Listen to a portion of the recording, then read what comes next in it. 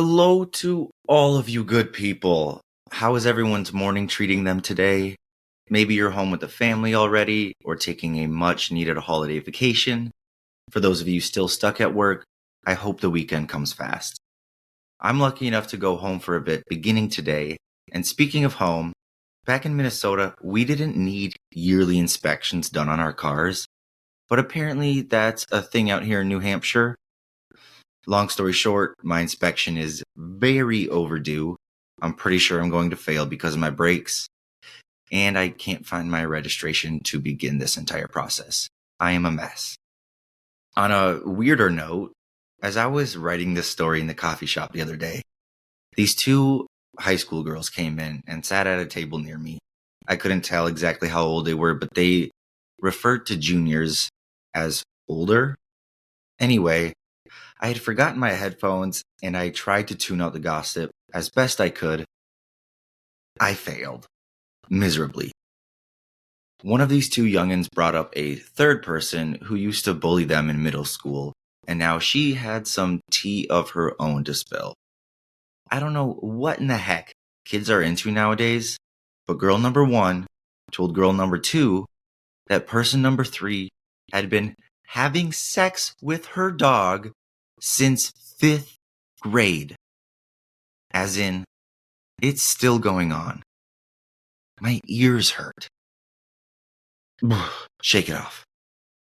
Moving on, last but not least, I completely forgot to send a special 50th episode thank you to the first person I ever shared this with, my buddy Andrew. I am so sorry. This one is for you. Today I bring you German serial killer Fritz Honka. My name is Eli, and this is Murder in the Morning.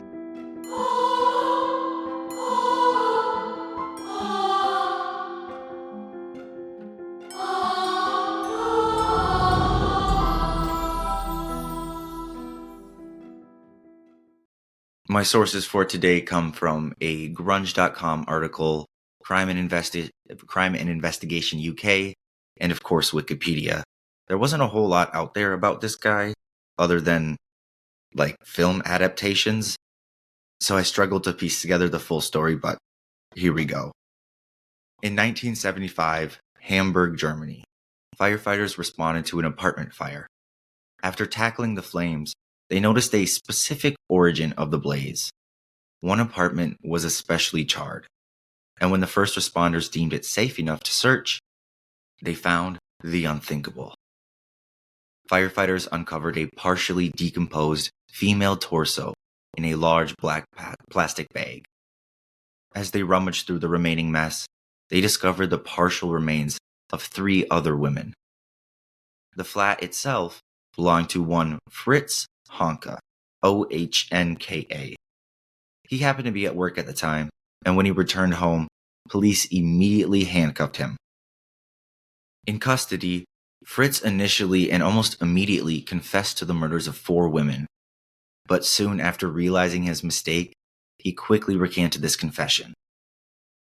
According to Crime and Investigation UK, Fritz Honka was born in Leipzig, Germany in 1935. His mother struggled to cope with 9 children, and young Fritz was sent to an orphanage. His father, a firefighter and communist, was an alcoholic who often beat Fritz during his rare visits to the family home.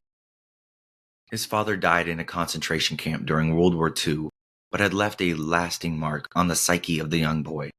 Fritz followed in the footsteps of his father later in life, losing himself to alcohol. There's not much, like I told you before, known about the early years of Fritz's life.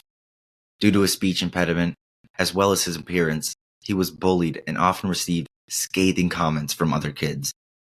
He had a major difficulty adjusting to this school routine. In 1950, he tried to earn some extra money as an apprentice bricklayer, but discovered that he had a severe allergy to cement. And in 1951, he left Leipzig and moved to the West, where he found work as a farm laborer, and in 1956, at the age of 21, he settled in Hamburg, Germany, where he got a well-paying job at a shipyard. 1 year later, he met Inga Bosselman, and they were almost immediately married. Inga, like Fritz, was an alcoholic. Together, they spent a lot of time in the bars and pubs of Hamburg, which often ended up in arguments and sometimes even brawls. Despite this turbulent relationship, the couple had a son. When the violence and trouble caused by the alcohol abuse got out of control, they lost their home and started spending nights in the city shelters. Finally, Fritz lost his job, and after Inga learned that he had an affair, she left him for good. After his wife's departure, Fritz returned to work in the shipyard as a night watchman so that he could afford to live in a small, one-room flat near the red light district. He immersed himself further into this alcoholic life, in smoke-filled pubs where he found the company of smokers and drinkers. Not workers, that would be just very general.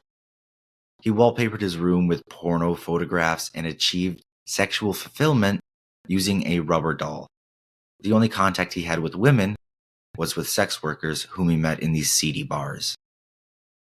Because of his drinking problem, Fritz was losing more and more of his friends, and so he sought solace in the arms of more sex workers. Fritz felt as if they were his soulmates. At the same time, Fritz would often succumb to the alcohol, remaining intoxicated for several days.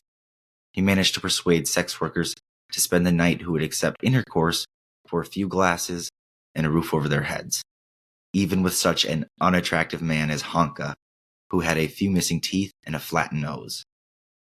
Fritz had received this broken face after a terrible car accident, but this wasn't the only distinguishing or disturbing feature of his. You see, he was also cross-eyed and possessed the hands of something you only see in movies. They were short, stubby hands, but massive and oddly shaped fingers with these weird fingernails. Half of the articles written about this guy are titled Hands of a Serial Killer simply because of how prominent they were. Fritz Honka would commit his first confirmed murder in either 1969 or 1970, according to which source you look at. Quote, Gertrude Brouwer was a 40-year-old hairdresser who was struggling to make ends meet. To earn extra income, she was a part-time sex worker, which is how she met Honka. The two became acquainted in a Hamburg bar, and he paid her to accompany him one evening in 1969. When dawn broke, he became enraged that she wouldn't have sex with him again. Honka lost control and strangled this woman to death. But this presented a problem for him. He assumed that she probably wasn't going to be missed for some time, but disposing of the body was going to be difficult, as he wasn't strong enough to drag her out of the apartment without attracting a lot of attention. What was he to do? And what he did was disgusting. Trigger warning, maybe? Fritz Honka decided to chop up and dismember Gertrude's remains. He stuffed them into garbage bags and buried as much as he could carry in a single load in a nearby wooded area. Perhaps scared to make a second trip, Fritz decided to stash her remaining body parts in his attic. Gertrude was never reported missing, but nearly a year later, her partial remains were discovered and left to rot in some backroom evidence locker. The next time he lured a woman into his apartment, she ran outside completely naked and crying after he tried to rape her. She reported this, and he was fined. No arrest, no attempted rape charge, simply a slap on the wrist. But in 1974, he was back at it again, this time much more determined. According to Wiki, 4 years later, he strangled the 54-year-old sex worker Anna Bushel in his flat in August of 74. He claimed that she had not been passionate enough when they had sex. Can you imagine killing somebody because they weren't passionate enough with you? In December of 74, he killed 57-year-old Frida Roblick in the same way, and in January the following year, he murdered 52-year-old sex worker Ruth Schult. In all three cases, Fritz Honka cut the corpses into smaller pieces and hid them in his flat and the house's attic. The disappearance of the three women were never reported to the police. Complaints of other people living in the same house or apartment building regarding the stench of rotting flesh were disregarded. Nobody believed them, and Honka used a large number of pine-scented perfume blocks in an attempt to mask the odor. After his arrest, Fritz was deemed incompetent to stand trial and was eventually sentenced to life at a psychiatric hospital. Somehow, surprisingly, this four-time murderer was released early in 1993 and was sent to live out his remaining days in a nursing home under a brand new name, Peter Jensen. The craziest part is that officials told nobody about his past. Not the nurses, not his roommate if he had one, I don't know how that works, not even the hospital administrators.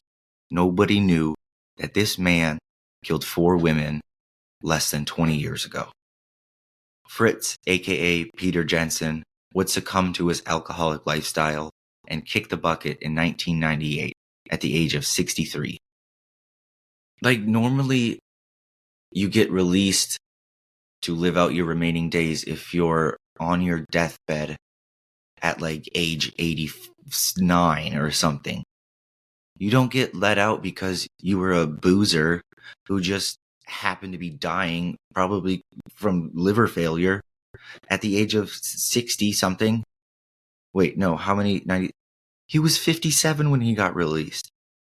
That's wild. I was blown away how much I didn't know about this case.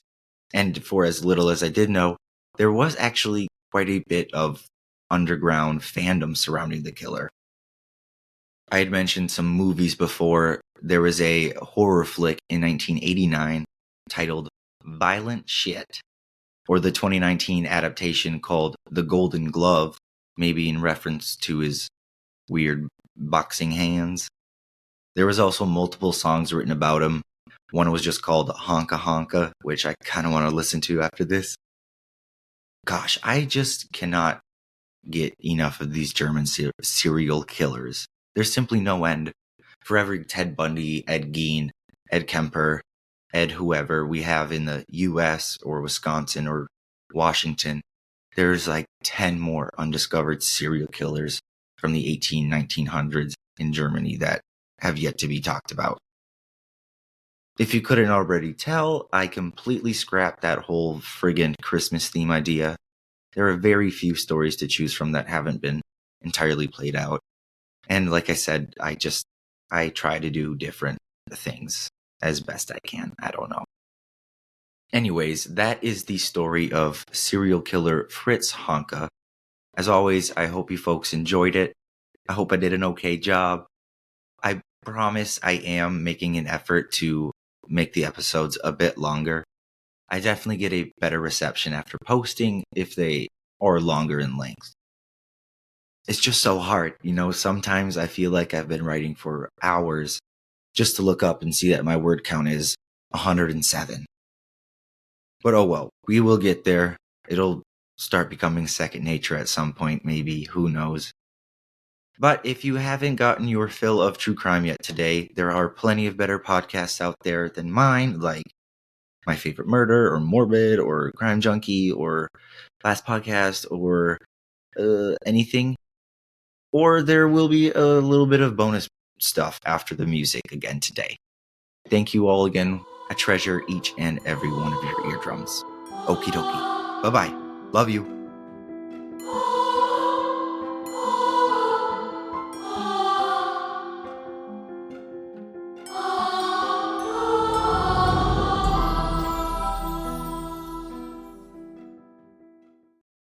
Hello again.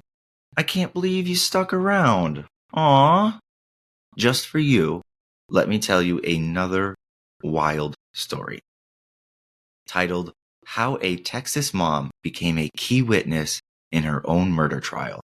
Written by Dominic Eatman of the Daily Mail, the best paper out there. A young mother's final diary entry helped convince a jury she did not kill herself, but was actually murdered by her cheating husband. Maria Munoz, 31, was heartbroken when husband Joel Pelot, or Pellet, or Peloy, not Peloy, we're just going to say Pellet. Husband Joel Pellet walked out of their Laredo home, leaving her to take care of their 2 young sons. He claimed she had overdosed on prescription pills when police found her dead in their home after he returned for a, quote, heart-to-heart. But Joel, a nurse anesthetist, had injected her with toxic drugs stolen from the hospital where he worked in a bid to avoid an expensive divorce. Why's it always gotta be divorce? Just get a fucking divorce. Maria's diary and cell phone recordings helped investigators discover her husband's abuse, tracking her journey through grief to recovery and a renewed faith in the future. What is it that I want? She wrote the day before she died. Number 1, move forward. Maria had met her husband when she was a young nurse in Puerto Rico, and he was an ambitious medical student, 11 years older. They married in 2011 and made their home in the Texas border town where she gave up her career to support her husband.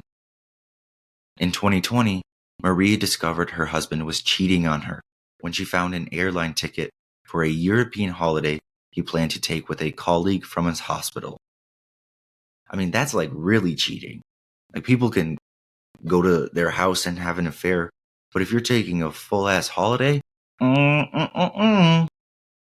Matters came to a head on September 19th, the Saturday before her death, when Maria saw his car outside the home of his lover, Janet Arredondo. The two got into a heated argument, and Maria texted him the next morning to tell him that she was hiring a lawyer. He shot back, "We can do this with minimal lawyer intervention. It's too much money." Hours later, there was a change of tone. "I am so sad, I am hurting inside," he emailed her. "I want to sit down with you to talk, without arguing. A heart-to-heart." Maria was nervous as she prepared for what would be their final meeting. "I just ask if you can pray for me," she messaged her friend Yasmin on Monday. "Tonight, him and I are going to talk."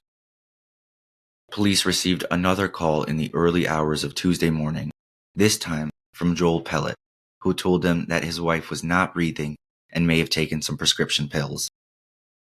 They found him dressed in surgical scrubs and performing CPR on his now dead wife as the couple's 2 young boys slept in the next bedroom.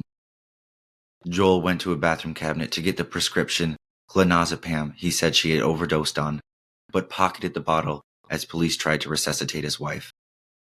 "She's been super depressed," he told them. Pellet was taken to the police station for an interview where surveillance cameras caught him crying, screaming, and pushing furniture around when left alone. He admitted that syringes and intravenous equipment found in the house were his, but they were part of his everyday work equipment. Investigators were also curious about a puncture mark on Maria's arm, but it was 4 months later before toxicology reports came through, and they had little to go on. In the meantime, Pellet attended his wife's funeral, where he wept over her coffin. "What made me feel angry was him near the casket," Yasmin told CBS. "Crying over her, giving her kisses. Like, why now? You have made her suffer and cry so much, and you're putting on this show now?" But what detectives did have were Maria's journals. "Life is so unfair," she wrote in one entry. "My husband, the man I love so much, is causing me so much pain. I don't want to be sad anymore. I don't want my heart to hurt. I don't want my mind to be in torture," she wrote in another. And they spoke of a continued hope that her marriage could be saved. "Lord, this is a lot for me," she wrote. "All I want to do is see change in him." Police also found cell phone video recordings Maria had made, including one angry exchange in their car. "What is it that you want me to do?" she asked Joel at one point. "What are the expectations you have of me in this marriage?" Later she warned him, "If you walk out that door, we are getting a divorce."